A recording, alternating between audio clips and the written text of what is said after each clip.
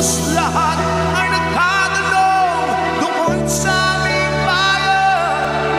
Sa gitnang kanluran na aking pinamulan, sila'y nalilito.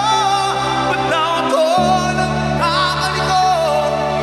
Kung ano ang dahilan, ako lang ang nakakaalam.